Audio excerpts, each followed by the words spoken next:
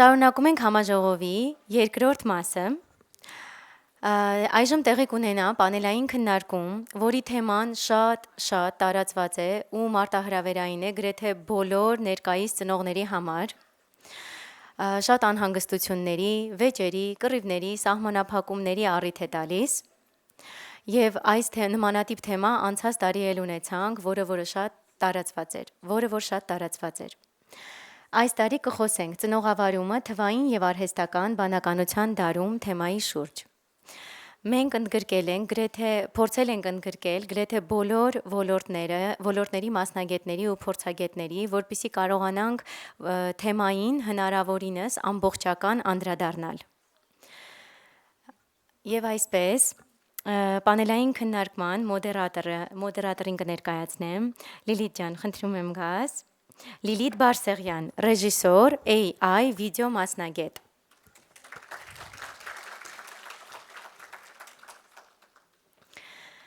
Արշակ Ուլուբաբյան, արհեստական բանականության փորձագետ։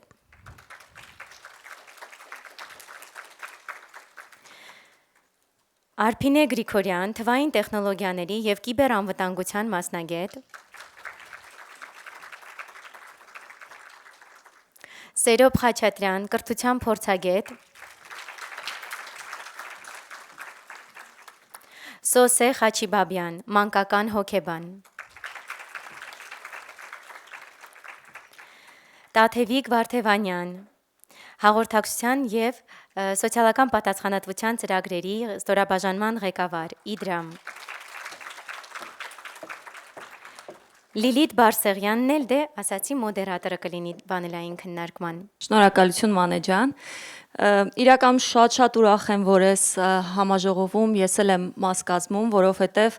երկու Հայաստանների միջև ես էլ եմ ապրում, այսինքն մի մասը վախենում է թվային տեխնոլոգիաներից եւ արհեստական բանականությունից, մյուս մասը դա ակտիվ կիրառում է, եւ մի մասը,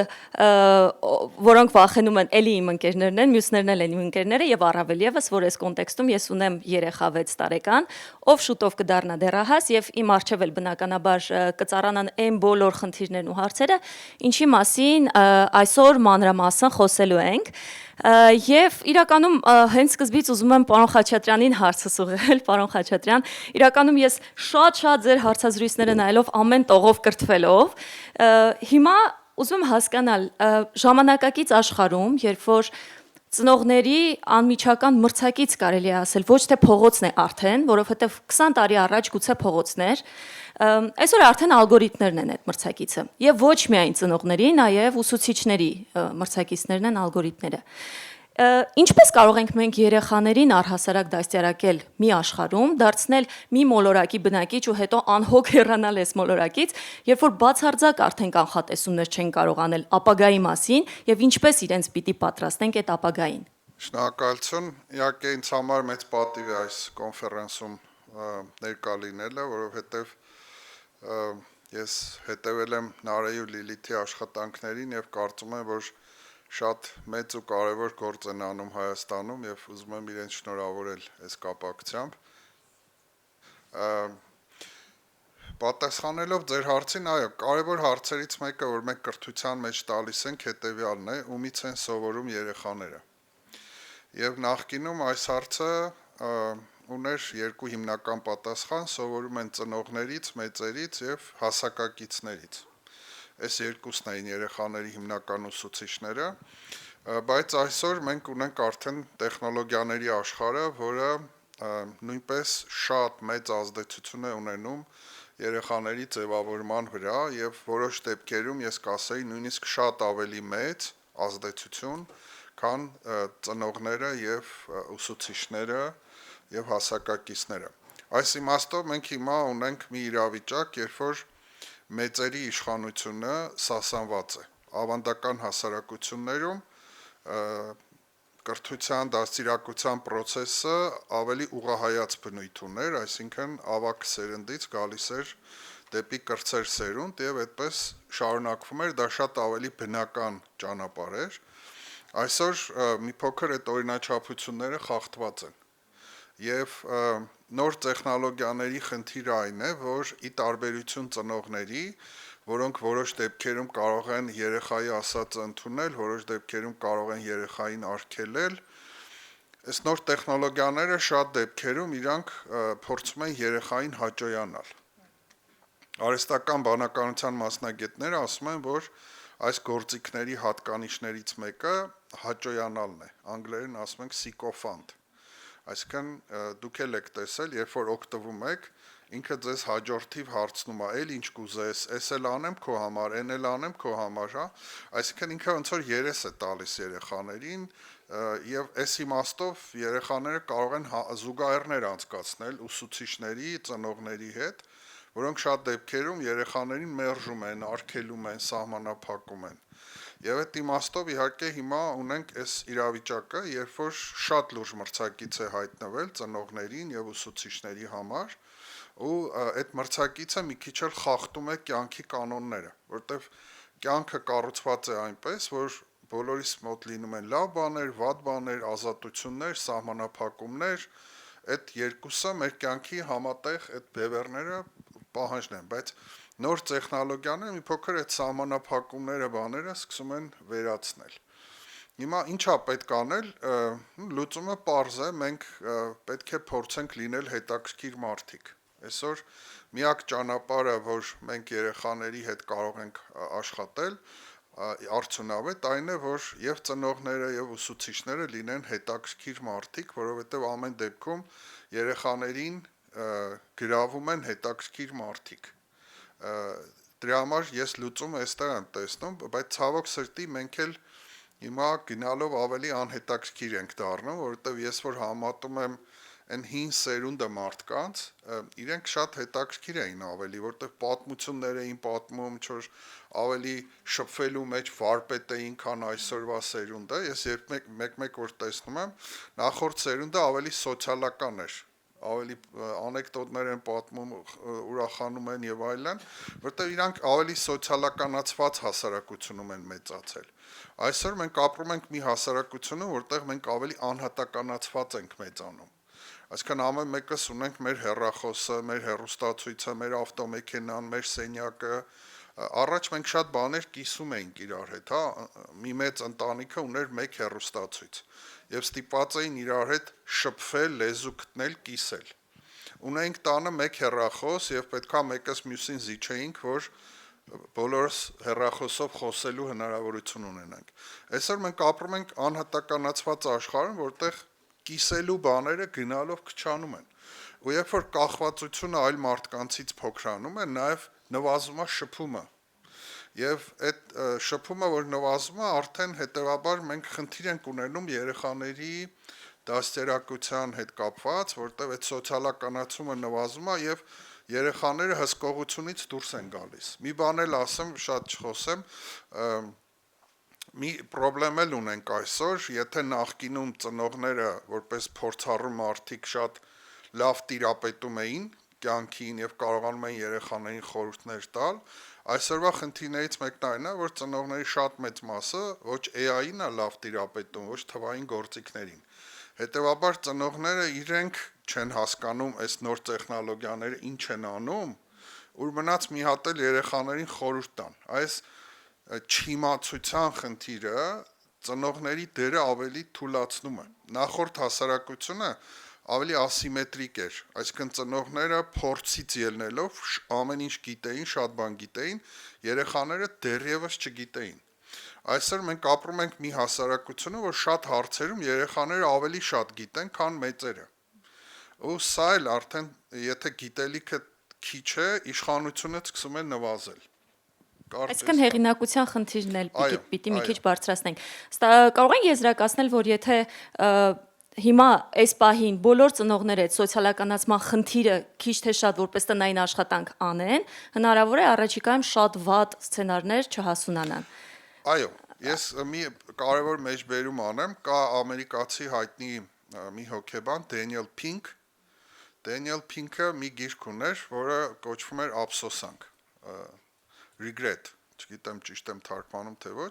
եւ այդտեղ ինքը նշում է, որ երբ որ մահամերձ մարդկանց հարցնում են ամենաշատ ինչի համար եք ափսոսում ձեր կյանքում,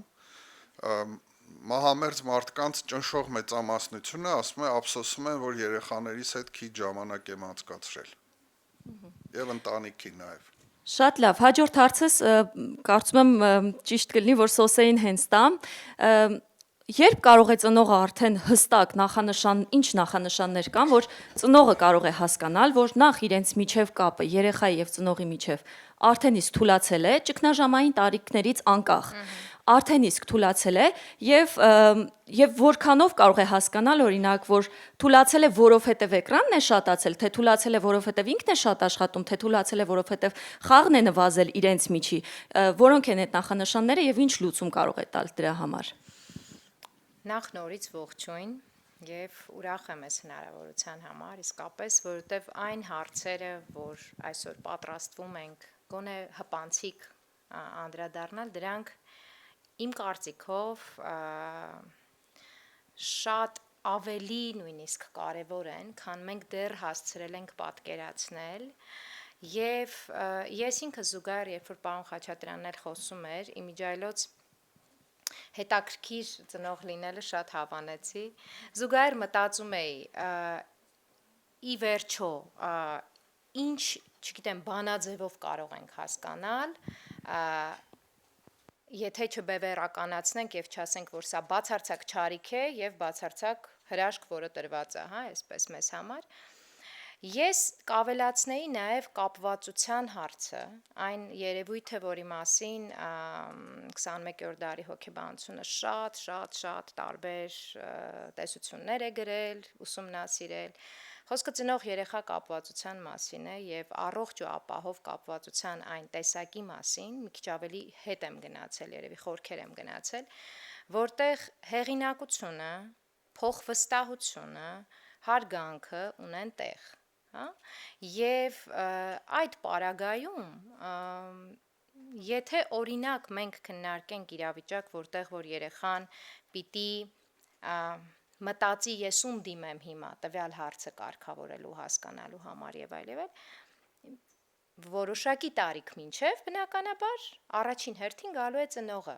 հա, որտեղ բնական մենք փուլեր ունենք, ինչ որ տարիքի գալիս, որ երեխաները շատ ավելի քիչ են մեծահասակներին դիմում, հա, սա բավական հայտնի ճշմարտություն է։ Վերջերս եղավ մի իրադարձություն, ես լսեցի, որը չեմ կարծում, որ եզակի դեպք է, երբ որ ծնողը երեխայի հետ, դեռահասի հետ, այսպես ասեմ, խանութում ինչ որ շոր պիտի գնեն, եւ դեռահասը ասում է, դու ինձ մի ասա, խորհուրդ մի տուր ինձ, որովհետեւ ես ChatGPT-ին հարցրել եմ, ինքը ասել է, որ հենց քո կառուցվածքի համար, հենց քո մազերի գույնի եւ տեսքի, սա է սազում, հա, այս տիպի հագուստն է սազում, կարծեմ գոլեգաներիցս մեկն էր պատմում, ինչի մասին է սա մի քանի ռիսկերի մասին է իրականում, ոչ միայն ծնող, երեխա, դեռահաս հարցի մասին, որովհետև ժամանակին էլ հնարավոր է, որ ասեր ենթադրենք այդ նույն դեռահասը, ասեր ինձ ընկերներս ասել են, որ սա քեզ սազում է, հա, խնդիրը այստեղ երևի թե այդքան էլ դա չի, որքան ինքն իրեն չզգալու, չվստահելու, հա, մասին է հարցը, այսինքն, որովհետև հիմնավորումը տվյալ դեռահասի եղել էր հետևյալը, որ ինչ դու կարծում ես, ամբողջ աշխարհի գեներացված ինտելեկտը ավելի քիչ բան է հասկանում, քան ես կամ դու կամ մեկ ուրիշը, եւ իհարկե, այստեղ կա իհարկե ճշմարտության կտոր։ Իսկ ինչ վերաբերում է նրան, թե ինչ նախանշաններով հասկանալ, ես մի քիչ երևի հարցին հարցով կպատասխանեմ, իսկ ինչ ենք մենք հասկանում այդ ռիսկ ասելու, վտանգ ասելու, խնդիր ասելու տակ, որովհետև դրանք իհարկե բազմազան են եւ սկսած նրանից ու լայն է հարցը, եթե ես նայում եմ օրինակ, չգիտեմ, համակարգչից, iPad-ից, հեռախոսից երեխայի օգտվելու ժամանակին եւ դրա վտանգներին, դա ուրիշ պատմություն է, եւ թվային աշխարհում, թվային դարում արհեստական բանականության մարտահրավերներին, այսպես ասած, դիմակայելը եւ ստեղծագործաբար հաղթահարելը, ոչ միայն դիմակայել, այլև ի վերջո ապրել են դարաշրջանում, որը մեզ տրված է հիմա, սրանք տարբեր են, բայց երևի թե այդ գլխավոր, չգիտեմ, խզումներից մեկի մասին կարող է խոսել այդ կապի խզման մասին, այն վստահության կորուստը, վստահության կորուստը եւ հարաբերության կոնտեքստում եւ մարդու ինքն իր հանդեպ։ Շնորհակալություն Սոսե, դեռ կանդրադառնանք այս հարցին։ Հաջորդ հարցը Սաշակինն է, որի ամենօրյա ոնց որ հաղթահարելի խնդիրներից է բացատրել մարդկանց, որ արհեստական բանականությունը հեչել քղճի, այնտեղ կան շատ օգուտներ, որ այսօր կարող են եւ ծնողները եւ ուսուցիչները օգուտ քաղել, եւ գիտեմ, որ ակադեմիան շատ այսպես արհեստական բանականության զանգվածայնացմամբ է զբաղված եւ կարծեմ 12000 մարդ է արդեն կրթել։ Կարող ես ասել, թե ինչից են այդ միֆերը տարածվում արհեստական բանականության շուրջ եւ իրական ռիսկերը որոնք են։ Շնորհակալ եմ Լիլիթ ջան։ Ակադեմիան նշեմ, որ Լումիվերսի մասին է խոսքը։ Ընդհանրապես իհարկե շատ էր այսքան գրեթե բոլորը ինչ որ վախեր ունեն, որ AI-ը արհեստական բանականությունը կարող է sense խնդիրներ առաջացնի, գործազրկություն եւ այլն, շատ տարբեր մտահոգություններ մարդիկ ունեն, կոնտրոլից դուրս գալ եւ այլն։ Իհարկե որոշակի ռիսկեր կան, բայց այդ ռիսկերից պաշտպանվելու իմ կարծիքով լավագույն ձևը AI-ին լավ տիրապետելն է առաջին հերթին։ AI-ին լավ տիրապետելով մի կողմից ավելի լավ ենք հասկանում ինչ վտանգներ կարող է լինի, ոնց դրանցից խուսափենք, մյուս կողմից ավելացնում ենք լավ դրական կողմերը հնարավորություններից օգտվել, այսինքն եթե մենք տիրապետում ենք AI-ին, ավելի լավ ենք օգտագործում դրա հնարավորությունները։ Ու այս ամեն ինչը վերաբերվում է նաև երեխաներին։ Այսօրվա աշխարհում ըստ էության ցանկացած գործ անելուց արդեն AI-ով հնարավոր է լինում անգամներով ավելի լավ անել, ու դա AI օգտագործելն, AI տիրապետելը դառնում է մրցակցային առավելություն։ AI-ը մեծ հնարավորություններ է ստեղծում քո նպատակներին հասնելու։ Ու երեխաներին արգելել այդ ամեն ինչին տիրապետել նշանակում է թողել իրանց բոբիկ այսօրվա աշխարհում։ Հետևաբար կարծում եմ, որ լուծումը ոչ թե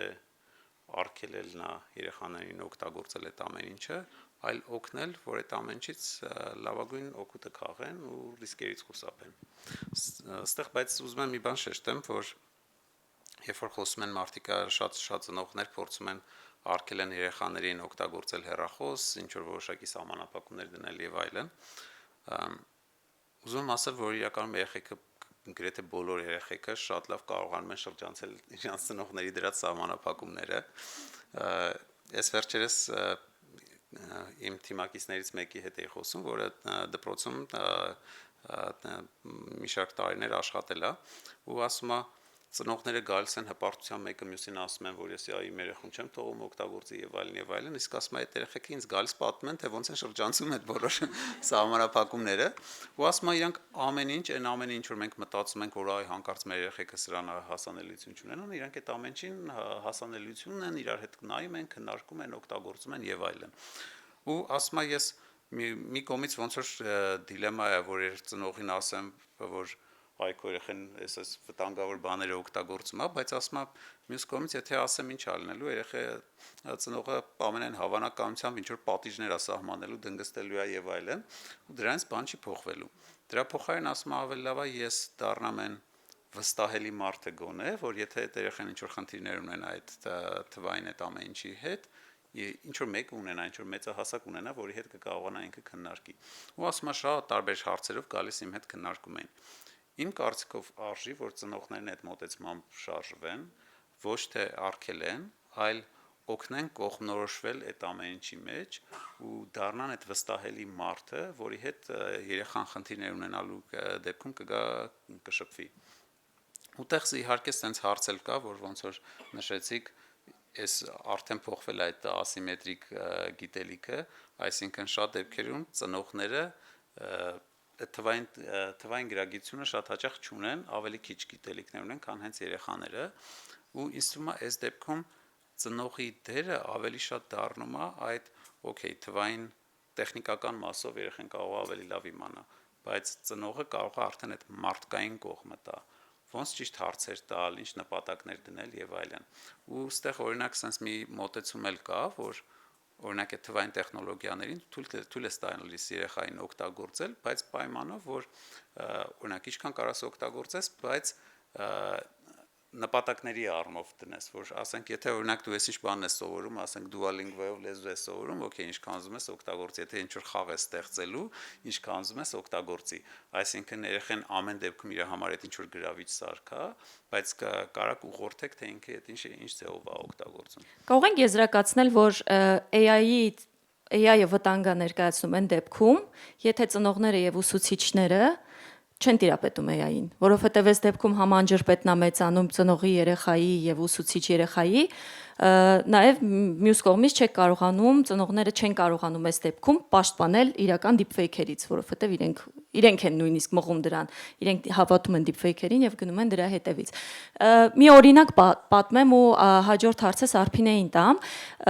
Ես ինքս դասընթացներ եմ վարում եւ շատ հաճախ երբ որ ծնողները իմանում են, որ մամաները հիմնականում, որովհետև պապաները այդքան դա չեն անում, իրենք ավելի շատ իրենց վրա են կիրառում, երբ որ իմանում են, որ կարող են հրաշալի ֆոտոշութեր կազմակերպել, առաջին ֆոտոշութը կազմակերպում են երեխաների վրա, այսինքն իրենց երեխաների նկարները դնում են արհեստական բանականության մեջ եւ այստեղից արդեն սնում են արհեստական բանականությունը իրենց երեխաների, իրենց անչափահասների նկարներով, ու երբ որ դու իրենց ասում ես, որ եկեք էթիկան հաշվի առնենք ու չսնենք մեր երեխայի նկարներով, որովհետև եթե վաղը ես նկարահանեմ ֆիլմ եւ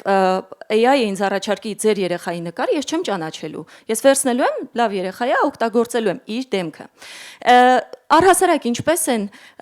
ծնողները նույնիսկ երեխաներին մղում այդ թվային հետքը ինչպես է տեղի ունենում, ստեղծվում, եւ ոնց է դա օգտագործվում երեխայի դեմ, սա կարող եք մանրամասնել Արփինե։ Շնորհակալ եմ։ Իրականում բոլորս էլ գիտենք, որ արհեստական բանականության գործիքները իրենք հարստանում են տվյալներով, նաև մեր ներմուծած տվյալների շնորհիվ, եթե հատուկ չենք անջատել այդ օպցիան, որը շատ գործիքներ ունեն, ու այո, այդ ռիսկը կա, որ ոչ միայն նկարները, այլ ցանկացած անձնական տեղեկատվություն, որ տեղադրում եք ձեր երեխաների, ձեր գործընկերների, չգիտեմ, ձեր աշխատանքի առումով, ում հետ որ աշխատում եք այդ տվյալների, դրանք կարող են հասանելի դառնալ ինչ որ պահի կամ օգտագործվել կամ output-երի մեջ, հա, ԱԲ-ի ինչ որ հարցման ի պատասխան դրանք առաջանան։ Ճիշտ է, համակարգերը իրենք վստահեցնում են, որ իրենք բոլոր բաները կիրառում են ապահովության եւ այլն, բայց մենք չենք կարող 100% վստահ լինել դրա մասին ու միայն ԱԲ-ով չասենք, հա, շատ ծնողներ չեն գիտակցում, որ ծնված օրվանից երեխաների նկարները, իրենց խոսքերը, իրենց մասին անձնական տեղեկատվություն ու ինչու՞ չեն հավես ինչ որ պահեր, որ ծիծաղալով դնում ենք, որը կարող է երեխան օրինակ մի քիչ մեծանա, ամաչի դրա համար, ծնողները շատ հաճախ չեն գիտակցում, հա, հետագայում այդ տվյալները, այդ նկարները, այդ պատմությունները ոնց կարող են հանրային դառնալ ու իրենց երեխան ոնց կվերաբերվի։ Ես գիտեմ հիմա երեխաներ, որոնք ասում են իմ նկարը մամա չդնես կամ իմ մասին մի պատմի, իմ աղջիկն էլ շատ բան է, ես քիչ եմ շատ տեղադրում ու երեխաները սկսել են ավելի գիտակից լինել այդ հարցով։ Շատ կարևոր է, որ չգիտեմ, տարատեսակ մրցույթներ, որ լինում են Facebook-ում, գնահատեք երեխայիս, բան, դրանք տեսնում ես այնց ամեն օր ինչ որ հարյուրավոր նկարներ կամ չգիտեմ, կաստինգի համար, հա, երեխաների նկարներ են տեղադրում, տարածում, խնդրում լայքել եւ այլն, դրանք այդքան էլ լավ ազդեցություն չունեն հեռանկարում, հա, ոչ միայն նկարներ, այլ նաեւ չգիտեմ, երեխայի դպրոցի մասին, դուք նկարում եք, չգիտեմ, ավարտական հանդեսը, առանձին տարբեր ցանցերում այդ տվյալները տեղադրելուց իրենք այդպես թվում է անմեղ բան է, բայց դրանք կարելի է համադրել տարբեր Instagram-ում սա դրեցիք, լոկացիան նշված է, Facebook-ում այս տվյալն է, երևում է, որ ժամին են դպրոցից տուն գալիս երեխաները, դեռ այդ ռիսկի գիտակցումը այդքան չի ցավոք սրտի շատ ծնողների մոտ, բայց միևնույն ժամանակ կուզեմ Արշակի ասածին արձագանքեմ, որ շատ կարևոր է իրոք ծնողների թվային գրագիտությունը, որ իրենք կարողանան այդ գործիքներից օգտվեն, բայց ես համաձայն չեմ այն առումով, որ չարժի այդպես անսահմանափակ կամ առանց վերահսկողության տրամադրել սարքեր, մտածելով հա դե մեկը իրանք շրջանցում են էլի տարբեր արգելափակումները, ես կարծում եմ, որ թեև դա իրոք բեռ առաջացնում ծնողների համար եւս մի,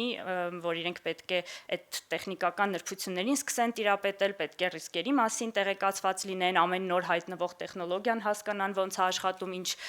խնդիր կարող է առաջացնի, բայց ամեն դեպքում տարիքին համապատասխան կարգավորումներ տալ, տարիքին համապատասխան տարբեր համակարգերի հասանելիություն տալը շատ կարևոր եմ համարում ու նաև իմ փորձով, հա, ես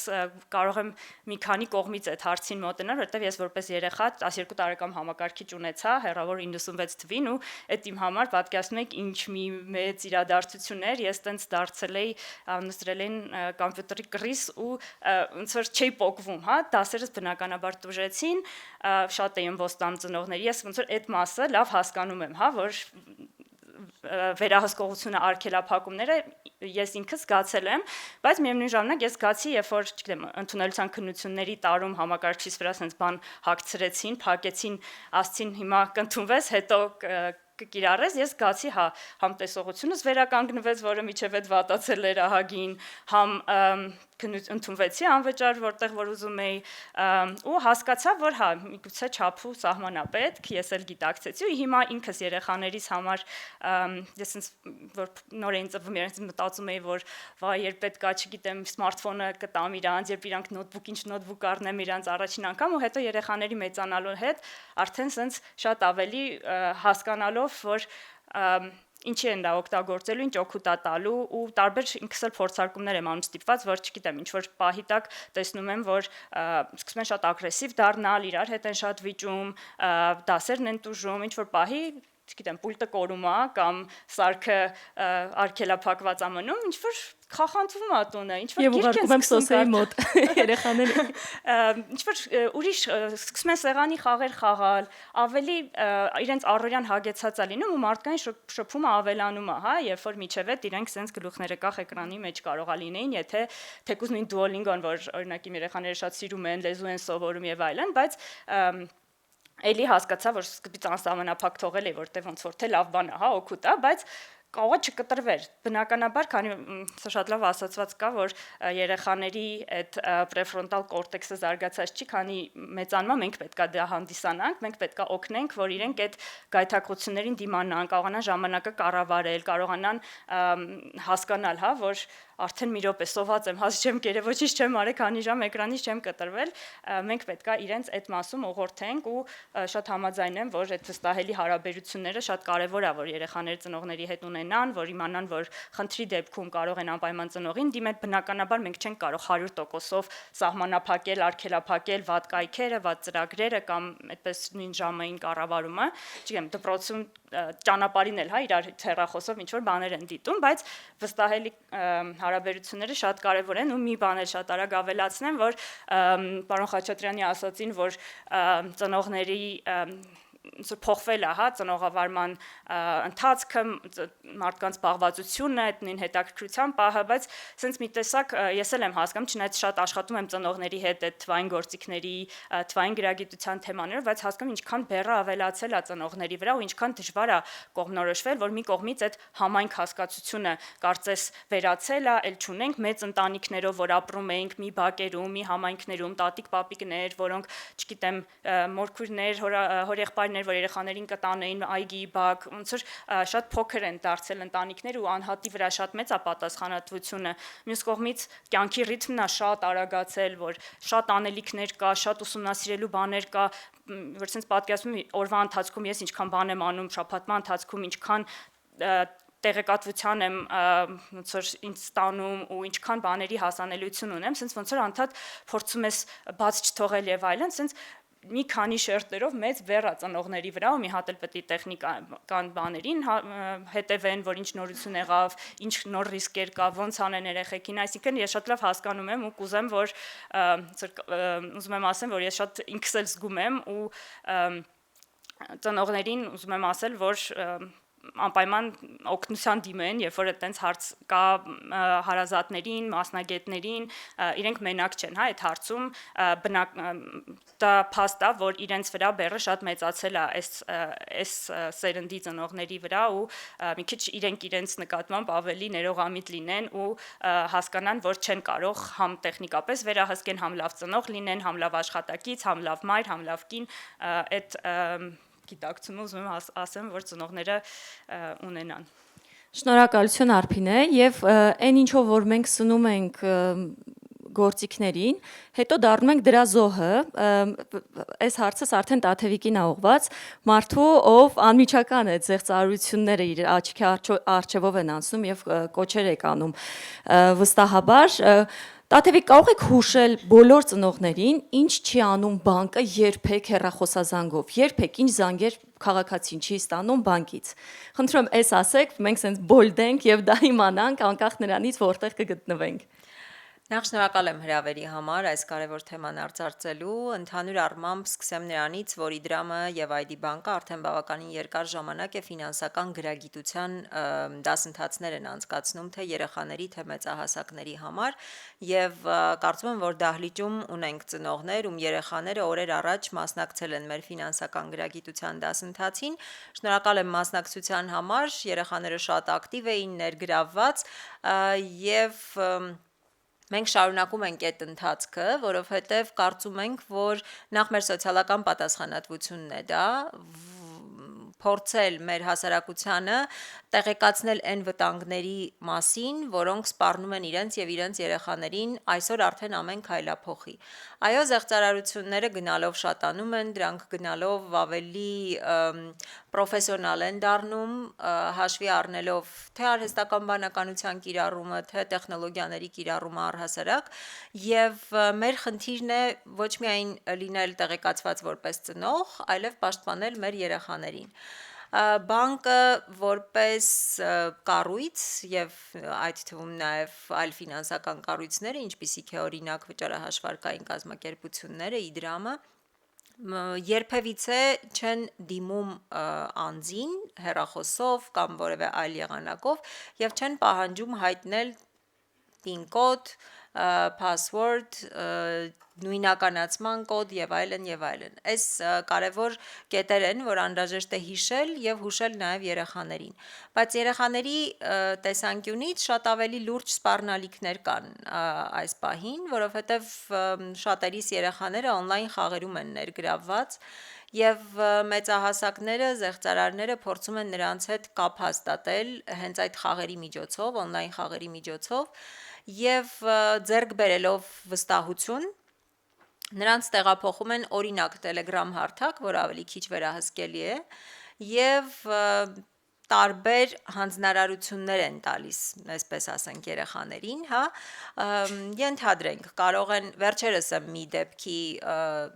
ծանոթացել, երբ ծնողը պատմում է, թե ինչպես են իր երեխային Telegram հարթակ տեղափոխելով հանձնարարել, նկարել տան բոլոր արժեքավոր իրերը,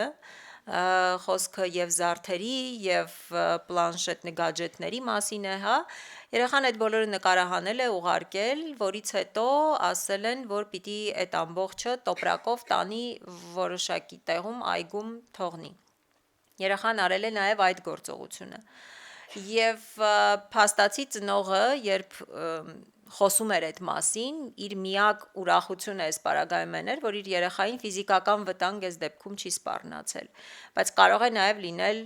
նաև այդ տարբերակը, հա։ Բայց եթե խոսում ենք հենց բուն ֆինանսական զեղծարարությունների մասին, ապա երեխաներին շատ հաճախ խորհուրդ են տալիս նկարել քարտը երկու կողմից եւ ուղարկել, որովհետեւ ինքը օրինակ այդ խաղում կանցնի հաջորդ level օրինակ, հա, այսինքն երեխաներին սպառնում են շատ ու շատ այսպես թաքնված թակարդներ, որոնց մենք ծնողներս պիտի տիրապետենք առնվազն, որ իրենց էլ զերծ պահենք նման վտանգներից։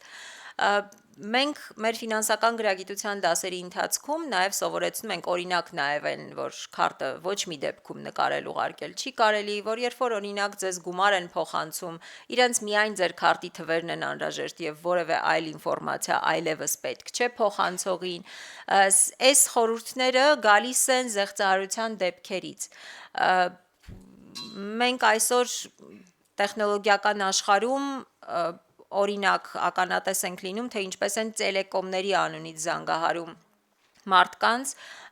եւ ասում, որ օրինակ եկեք 5G տեղադրենք ձեր հեռախոսի վրա, որը գիտենք, որ ավտոմատ է, չէ, ակտիվանում ցանկացած պարագայում։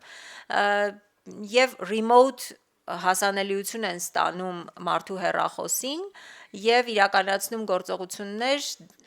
հաստատելով դա հենց մարդու Face ID-ի միջոցով, այսինքն շատ են տեսակները զարգացած են եւ գնալով զարգանում են ու մենք պարտավոր ենք կարծում եմ որպես ծնող հետևել այս սցենարներին եւ թե մեզ, թե մեր մեծահասակներին, թե մեր երեխաներին փորձել պաշտպանել դրանցից։ Ու կարծում եմ, եթե նախկինում մենք հետևում ենք, ինչ են նրանք ուտում, ինչ են նրանք հագնում, այսօր մենք պարտադիր պիտի հետևենք, որտեղ են նրանք խաղում, ինչ են խաղում եւ այլն։ Բայց սոսե չեք կարծում, որ այն բալիկի պատմությունը, որ նկարել է իր բոլոր կամ քարտն է նկարել կամ ենթադրենք տանիրերը վերցրել տարել է ինչ-որ միտեղ, այդտեղ էլ արդեն գալիս է ծնող երեխա կապի թուլացման խնդիրը, որ երեխան կարող էր ուղղակի վախենալ այդ հանգամանքից, գնալ վստահել իր ծնողին, ասել սենց ինչ-որ բան եմ արել, արի քեզ պատմեմ, տեսնենք ինչ ենք անում։ Սա էլի այդ վառօրինակը չի վստահության եւ հեղինակության պակասի։ Ես ներողություն եմ խնդրում, հավելեմ, որ ծնողը ասում է, որ ես վստահ էի, որ իմ եւ երեխայիս միջև կա վստահության մթնոլորտ։ Այսինքն այդ իրավիճակը, երբ որ սոցիալական ինժեներիա է կիրառվում,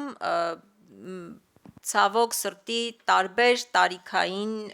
եւ տարբեր կրթական ցենզ ունեցող մարդիկ են նույնիսկ ենթարկվում այդ սոցիալական ինժեներիային,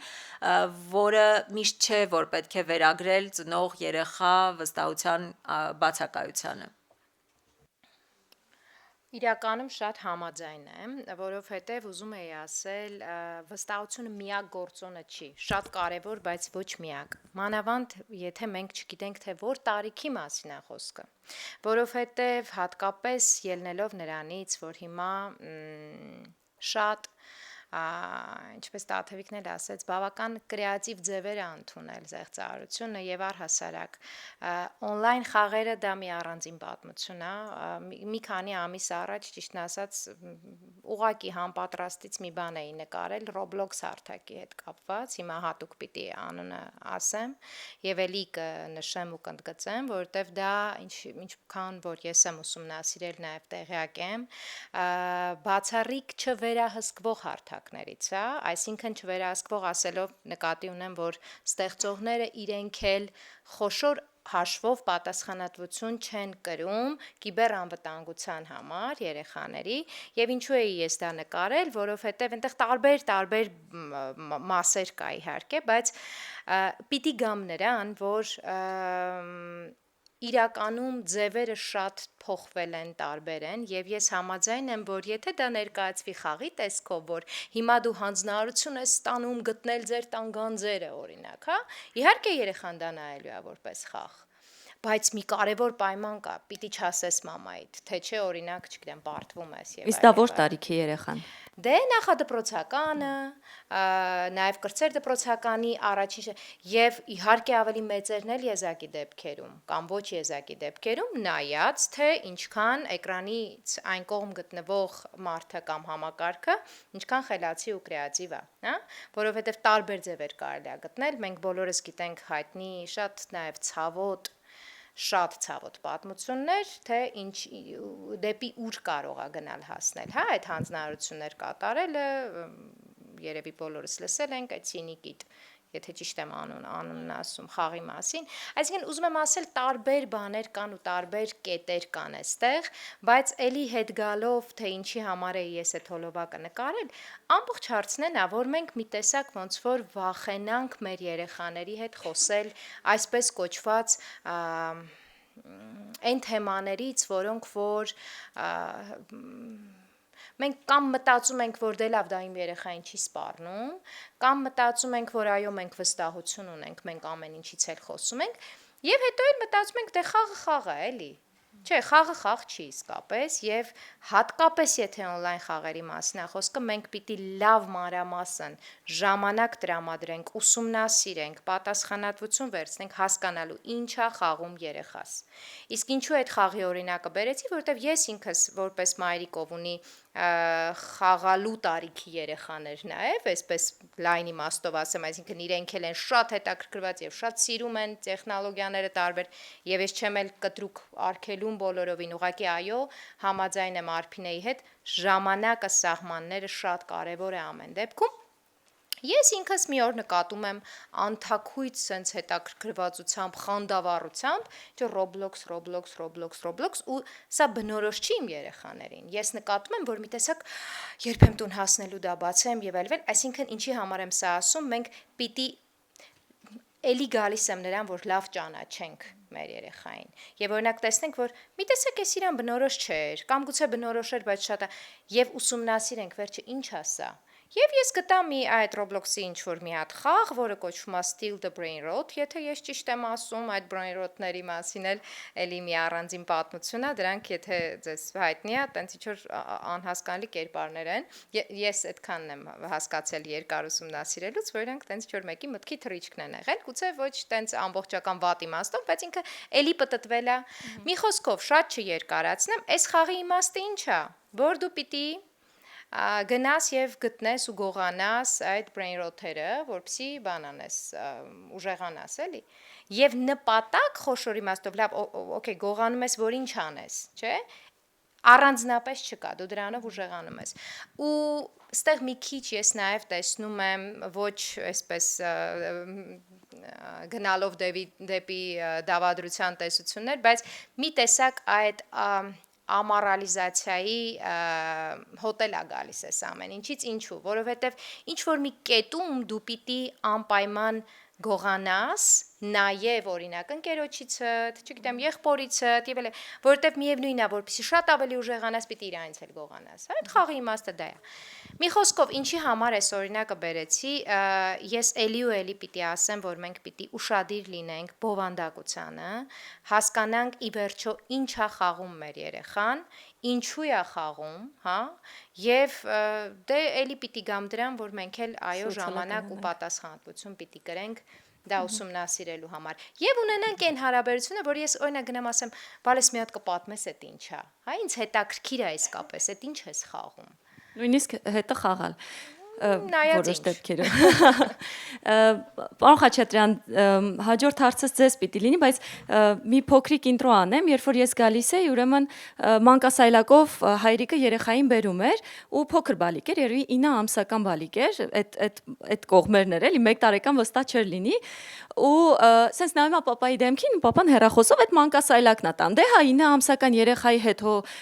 ինչ որ մի բան հարցտած չի պատասխանում, բայց դեմքի արտահայտություններով բնականաբար իրենք հաղորդակցության մեջ կարող են լինել։ Հիմա շատ ուզում եմ մենք խոսենք երեխայի ուղեղի նեյրոնների մասին։ Այսինքն երեխան առհասարակ մարդը հատկապես երեխան ծնվելիս արդեն ունի 87-ից մինչև 100 միլիարդ նեյրոն։ Եվ այդ կապերը ամրանում են մինչև 2 տարեկանը, ու հետո էդման շրջանակ գնում, այսինքն ուղղակի միջավայրից ելնելով նեյրոնները, նրանք որոնք չպիտի ամրանան, ուղղակի էդվում գնում են։ Հիմա այս նեյրոնների զարգացման եւ կապերի ստեղծման փուլում միջավայրի եւ հատկապես ծնողների դերը որքանով է մեծ եւ ինչ անեն, որ այդ կապերը լավ լինեն, ինքն էլ ավելի կենսունակ երեխա մեծանա։ Միջավայրի դերը իհարկե շատ կարևոր է, մենք փիլիսոփայության մեջ ունենք մի տեսություն, որը կոչվում է ընդլայնված միտք, որովհետև մեզ ավանդաբար սովորացրել են դպրոցում համալսարանում, որ մարդու ուղեղը գլխի մեջ է եւ ամեն ինչ գլխից է գալիս, բայց այս նոր տեսությունը, որը բավական տարածում ունի, ասում է, որ մարդը մտածում է ոչ միայն իր ամբողջ մարմնով, այլ նաև այն միջավայրով, որում գտնվում է։ Այսինքն միջավայրն էլ է ազդում մեր մտածողության վրա։ Եթե մենք ուզում ենք շատ բաներ փոխել, մենք պետքա նաև միջավայրը փոխենք, որովհետև մեզ թվում է, թե եթե նոր գիտելիքը փոխանցեցինք, մտավ երեխայի գլխի մեջ փոխվում է, չէ։ Այդպես չի, որովհետև մարդը մտածում է ամբողջ մարմնով եւ մարդը մտածում է միջավայրով։ Դրա համար շատ բաներ գալիս են միջավայրից եւ շատ խնդիրներ էլ, որ երեխաների մոտ առաջանում են, ծնողների մոտ, դրանք միջավայրային խնդիրներ են։ Եվ այդ իմաստով մենք շատ հաճախ քննադատում ենք երեխաներին, մեծերին եւ այլն, բայց հավատացեք, մարդիկ շատ բաներ չեն էլ ուզում անել, ուղղակի անում են, որովհետեւ այդպես ընդունված են տեսնում։ Երբ որ գալիս են աշխարհ, իրենք հենց աշխարհը այդպեսին են տեսնում։ Դրա համար օրինակ ես միշտ ասում եմ, որ մենք միշտ խոսում ենք երեխաների կրթության, հա, ամենակարևորը դպրոցական կրթությունն է, Ես համաձայն չեմ։ Ինձ համար ամենակարևորը մեծահասակների կրթությունն է, որովհետև եթե մենք մեծահասակներին փոխենք, փոխվի միջավայրը, երեխան ծնվեց, արդեն ինքը տեսնում է այլ միջավայր եւ ինքն էլ է այդ անում։ Այսինքն մեծահասակների ամենակարևոր դերը այն է, որ իրանք մոդելավորում են վարքագիծ, այսինքն ինչ անում է մեծահասակը, երեխան դա է կրկնում։ Այդ իմաստով այսօր մենք լուրջ խնդիր ունենք, որտեղ կարծեք թե մենք հիմա մի աշխարհում ենք, որտեղ մեծահասակները մի քիչ իրանց պատասխանատվությունը թույլատրել են։ Ոնց որ չեն ուզում այս աշխարհի համար պատասխանատվություն ստանձնել։ Ես մի հետաքրքիր օրինակ բերեմ իմ մանկությունից։ Ես Գյումրիում եմ մեծացել եւ Գյումրիում իմիջայլոց, այդ որ հիմա ասում են բաց հասարակություն, շատ բաց հասարակություն է եղել, ինչ իմաստով, որ մեր հարևան մի քանի շենքերի բոլոր բնակիչները իրար ճանաչում էին։ Եվ կար ոչ միայն վերահսկողություն ծնողների կողմից, այլ 4-5 շենքերի բնակիչների կողմից։ Եվ ծնողները իրար անընդհատ ինֆորմացիա են տալիս, հա, քո տղային տեսել եմ այս ինչ տեղը, քո աղջկան տեսել եմ այս ինչ տեղը, մի հատ տես ինչ խնդիր, այսինքն հասարակությունը կոլեկտիվ ձևով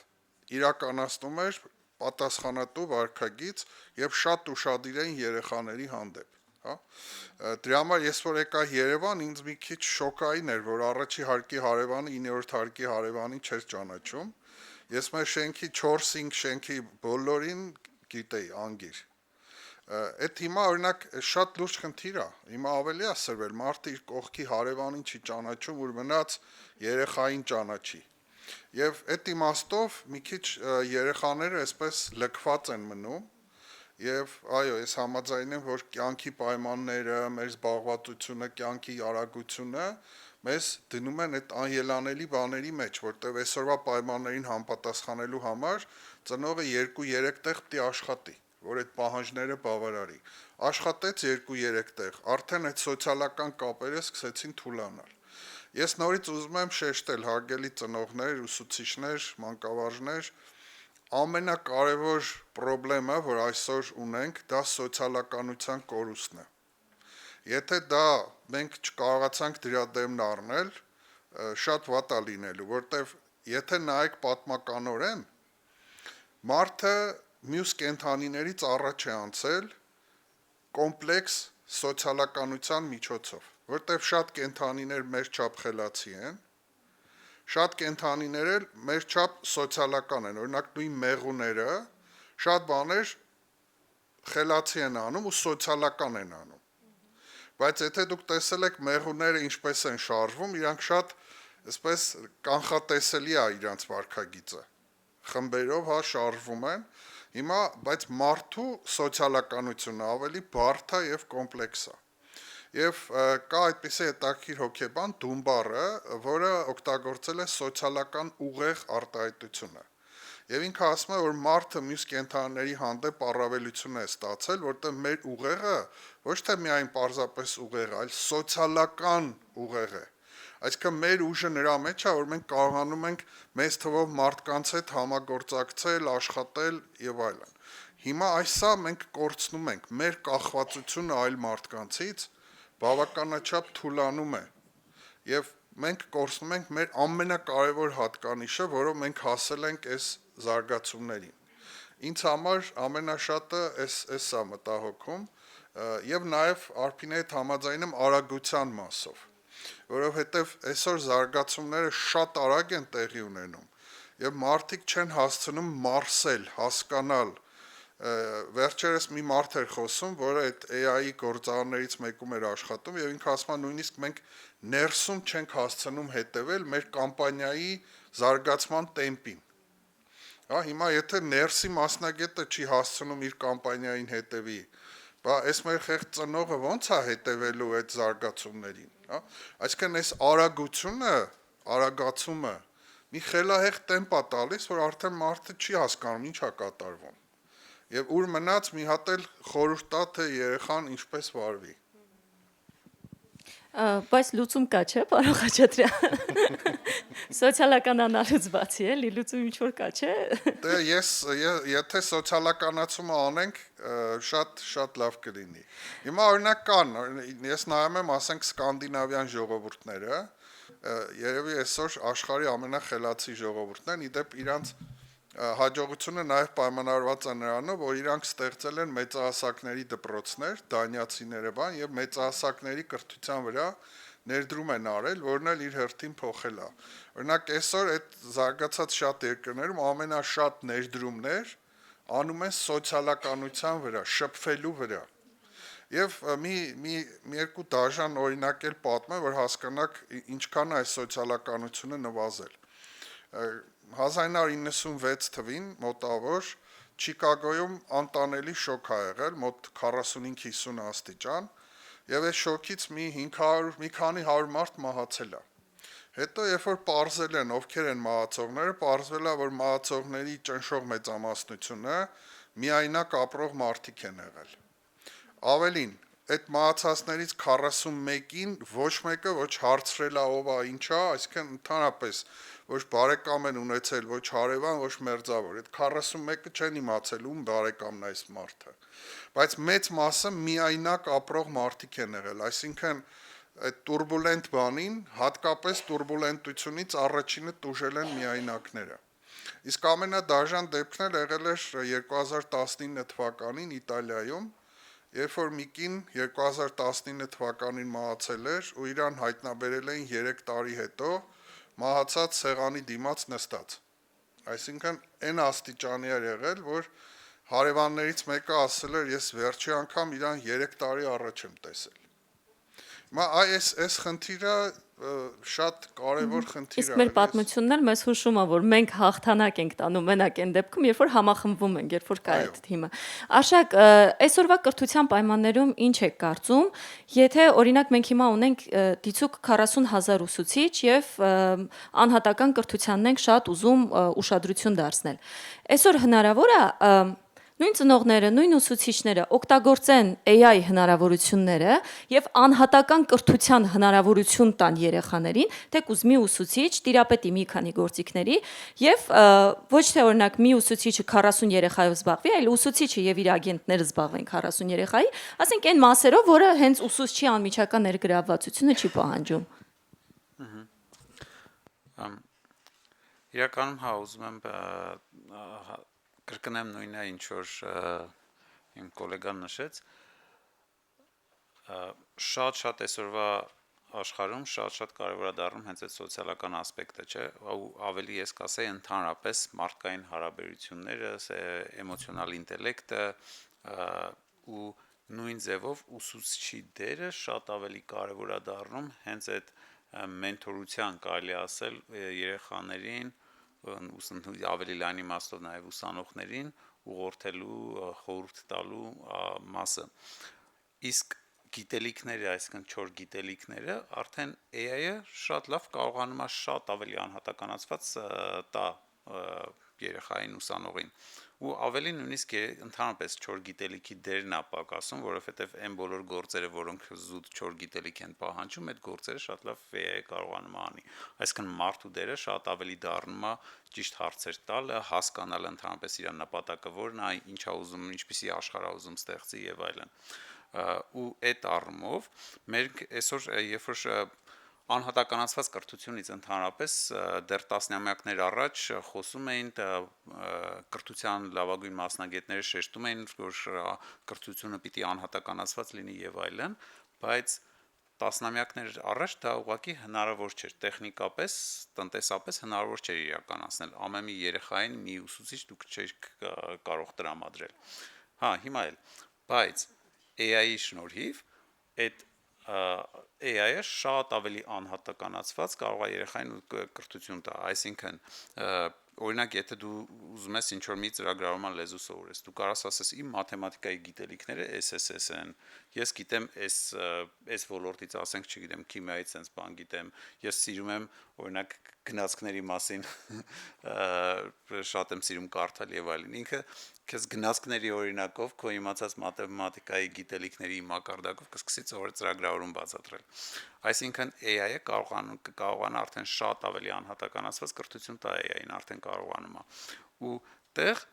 ուսուցիչը, եթե սկսի կիրառել նույն AI-ի գործիքները, հենց այդպիսի նյութեր ստեղծելու առաջին հերթին կրթական նյութեր ստեղծելու, բայց մյուս կողմից այն բոլոր մեխանիկական աշխատանքները, որ այսօրվա ցանկացած ուսուցիչ անում է, այդ տնայիններ ստուգել, նա մատյան լրացնել, նա թղթաբանություն եւ այլն։ Եթե այդ ամեն ինչը կարողանա փոխանցի AI-ին, շատ ավելի ժամանակ կունենա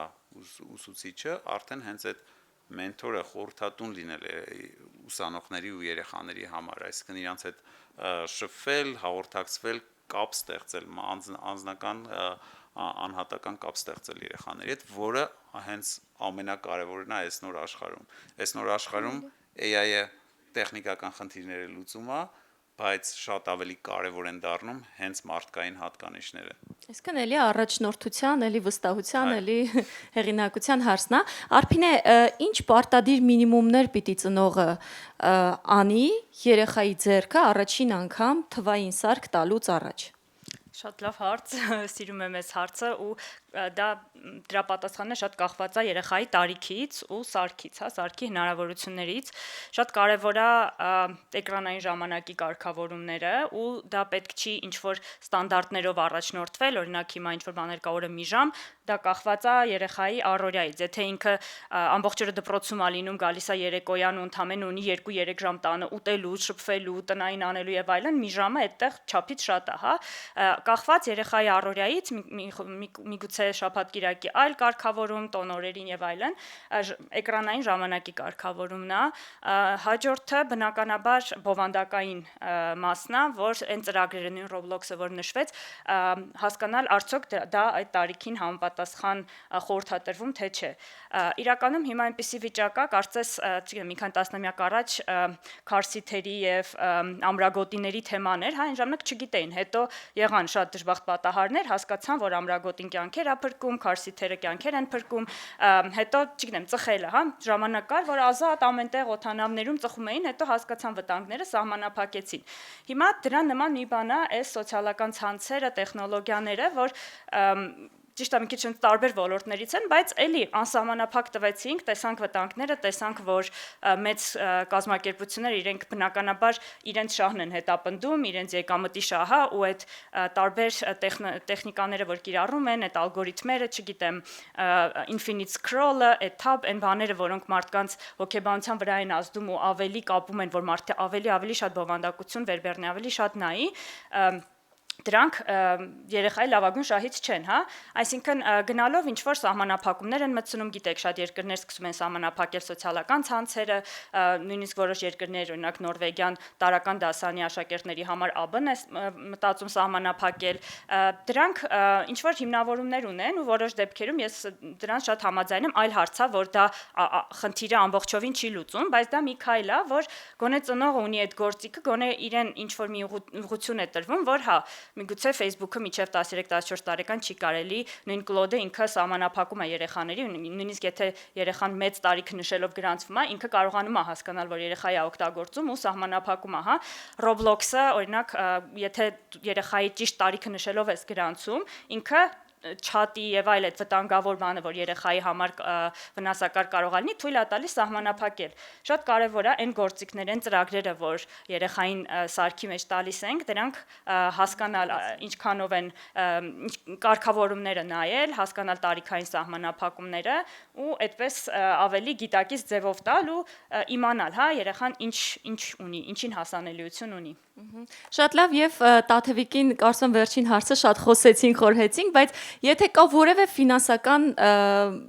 խաղ, որ դուք կարող եք հիմա մեզ ներկայացնել, որ մենք ծնողներով մեր երեխաների հետ կարող ենք խաղալ, օրինակ այդ խաղի տեսքով կամ չգիտեմ, ինչ որ կերպ ներկայացնել, որ սա գրագիտության ինչ որ մի հատուկ անկյուն է, որին դու պիտի տիրապետես։ Կան այսպիսի բաներ, որ Կարող ենք սովորեցնել մեր Աշխարհը այսօր գիտակցում է իսկապես ֆինանսական գրագիտության կարևորությունը, ստեղծվում են գրքեր, պատմվածքներ, պատմություններ, խաղեր, դրանք շատ տարբեր են եւ բազմազան, եւ ծնողը իր երեխայի տարիքին համապատասխան այո կարող է գտնել ինչպես գրականություն, այնպես էլ on-line խաղեր։ Մենք Իդրամում նախ ստեղծել ենք երեխաների համար առաջին ֆինանսական հավելվածը Իդրամ Junior-ը, որը նախատեսված է հենց 6-ից 18 տարեկան երեխաների համար, որպեսզի իրենք կարողանան անհպում վճարումներ կատարել, սովորել անկանխիկ գումարը ծախսել, անկանխիկը ծախսել իրականում ավելի հեշտ է, երեխան պիտի սովորի, հա, որ ինչքանը կարող է ծախսել, ինչքանը պիտի խնայի եւ այլն։ Եվ մենք նաև ստեղծել ենք Junius խաղը, որը հենց զետեղված է Իդրամ Junior հավելվածում, երեխաները կարող են իրենց տարիքին համապատասխան ընտրել դասարանը, խաղալ, այնտեղ եւ մաթեմատիկական, տրամաբանական հարցեր են եւ հենց ֆինանսական հասկացություններին վերաբերող հարցեր են, խաղալ, մրցանակներ ստանալ, այն օգտակար ժամանցի մասին է այս պարագայում խոսքը, երբ որ երեխեքը կարողանում են մասնակցել մրցույթի, հաղթահարել այդ մրցափուլերը եւ ստանալ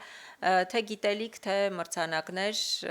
այնպես որ այո, այս հնարավորությունը նույնպես կա։ Շատ լավ, եւ քանի որ ձեր միկրոֆոնը դեռ միացված է, կուզեմ նաեւ ոնց որ ամենավերջին հարցին պատասխանենք, բոլոր մարդիկ ովքեր կգնան, կհեռանան այս սրահից, ինչ կարևոր միտք կուզեիք, որ իրենց հետ տանեն այստեղից։ Եթե խոսքը ֆինանսական գրագիտության Առհասարակ ծնողավարման տեսանկյունից մեզ ինքնության գիտակցումն է առաջին հերթին իմ կարծիքով։ Մենք պիտի հասկանանք ով ենք մենք 21-րդ դարում եւ ով ենք ուզում որ լինի մեր երեխան 21-րդ դարում։ Եվ այդ մտորումները միգուցե մեզ յուրաքանչյուրիս կտանեն այն ճիշտ ճանապարհով, որը անհրաժեշտ է հենց մեր երեխայի հետ հարաբերություններում եւ սոցիալականացման տեսանկյունից նույնպես։ Սոսե նույն հարցը ձեզ պիտի տամ եւ բոլորիդ նույն հարցը տալիս եմ։ Ես երևի մի քիչ չարություն կանեմ, հարցը կխմբագրեմ։ Գիտեք ինչու, որովհետև անընդհատ մտքումս դա էր, որ ես ուզում էի ասել։ Իրականում իմ կարծիքով ցանկացած նոր երևույթ հասկանալու համար մի քիչ պիտի հետ նայել եւ նույնիսկ ես շատ սիրում եմ դիմել դեպի մեր ժողովրդական բանահյուսությունը, այն ամենը ինչ որ մենք ունենք, հեքիաթների տեսքով եւ այլն, ու այս պահին մտքովս անցնում էր, վստահ եմ շատերդ գուցե զուգահեռը տարած կլինեք, մեր ամենայն հայոց բանաստեղծ Հովհաննես Թումանյանի Կացին աղբերը գործը, հա? AI-ը, ցանկացած տեխնոլոգիա, ցանկացած նոր գործիք, որ մտնում է մեր կյանք, եթե մենք վարվենք սխալ կերպով, մեզ վնասելու ենք բնականաբար, մեր երեխաները առավել եւս իրենց վնասելու են։ Այսինքն ցանկացած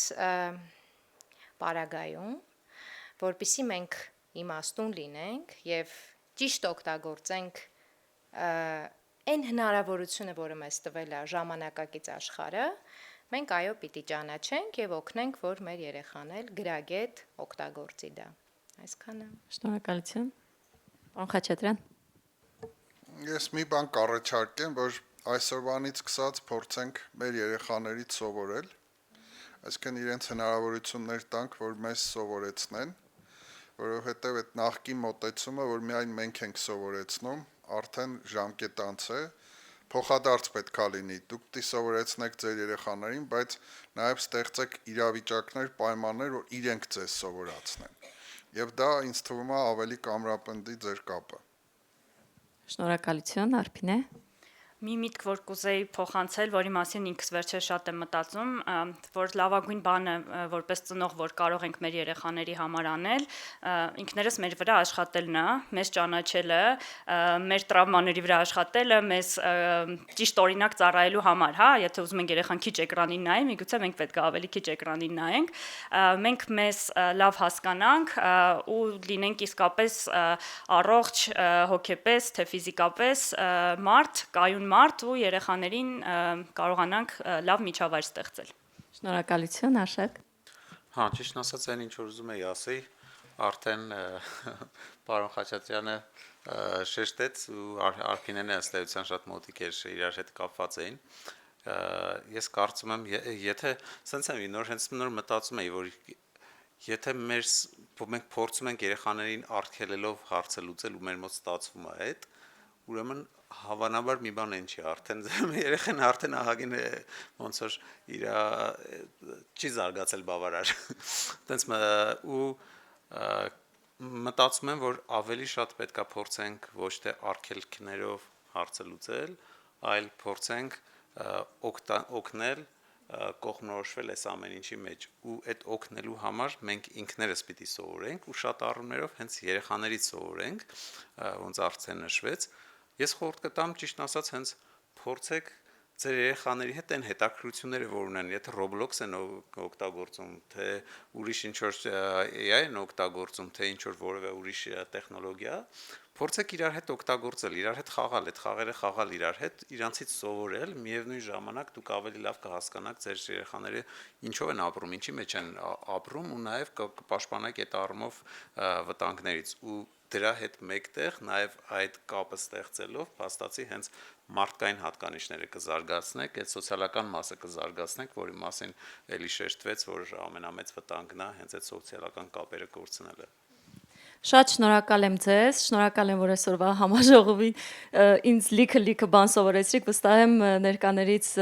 տարբեր մարդկանց մոտ էլ sense կարևոր մտքեր մնացին, եւ պարոն Խաչատրյան, ձեր հարցազրույցից եմ տեսել այդ հատվածը, ձեր թույլտվությամբ ցիտեմ, ձեր ընկերներ կարծեմ ասել, որ երբ որ ես չունեի որևէ երեխա, ես ունեի 6 տեսություն երեխա դաստիարակելու մասին, երբ որ ես ունեցա 6 երեխա, ես չունեմ որևէ տեսություն իրենց դաստիարակելու, կարծում եմ այսօրվա օրում էլ չի աշխատում են որ դե երեխայը կմեծանա իր կյանքով իր ճակատագրով չէ մենք իսկապես շատ եւ վտանգավոր եւ շատ հետաքրքիր դարաշրջանում ենք ապրում եթե խոսում ենք 1 տարի առաջվա մասին ոնց որ խոսենք 10 տարի առաջվա մասին այնքան բան է փոխվել այս 1 տարվա մեջ այնպես որ կարծում եմ միակ կարևոր բանը որ ծնողը ներկա լինի իր երեխայի կյանքում եւ լինի ակտիվ ներկայությամբ մինչեւ որ երեխան արդեն որպես ինքնուրույն անձ կկարողանա աշխատել եւ կյանքը կկարողանա այսպես վայելել։ Շնորհակալություն բոլորիդ։